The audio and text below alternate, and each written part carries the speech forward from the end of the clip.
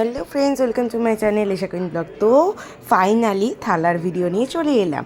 তো base colour করে নিলাম হোয়াইটটা দিয়ে, দেন রেড কালার দিয়ে পুরোটা প্রমিনেন্ট করে দিলাম যাতে থালাটা সুন্দর আরও দেখতে লাগে। তো সেখানে আমি পেন্সিল দিয়ে একটা স্কেচ করে নিচ্ছিলাম, জাস্ট আঁকা, যেটা করতেই লাগে, কারণ না হলে জিনিসটা যখন আমি কলকার তুলি দিয়ে কাজটা করব তখন সেই ব্যাপারটাই নিখুঁত ব্যাপারটা আসে না।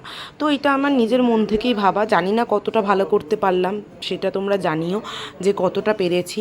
প্রথমবার চেষ্টা করেছি যে নিজের মতো করে যতটা পারার ভালোভাবে চেষ্টা করার, তোমাদেরকে ভালো লাগানোর জিনিসটা করব। তো সেটাই আমি করলাম। তো তোমরা জানিও যে তোমাদের কেমন লাগলো। অবশ্যই ভিডিওটা পুরো দেখো, স্কিপ করো না। আর এর আগে আমার প্রদীপের ভিডিও রয়েছে, তো সেই প্রদীপের ভিডিওটাও জানিও যে কেমন লেগেছে।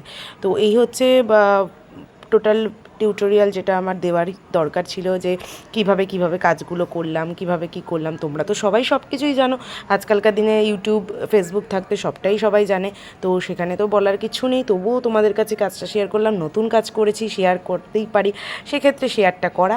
আর এখানে মেকআপের সাথে সাথে তো হেয়ার স্টাইল, মেকআপ সব কিছুই তো আমার লাইফে চলছে, সাথে অর্গানাইজেশনও চলছে, বাট একটা নতুন কিছু জাস্ট তোমাদের কাছে সেটা শেয়ার করলাম। তো তোমরা অবশ্যই কমেন্ট করে জানিও তোমাদের থালার ড্রয়িংটা কেমন লাগলো।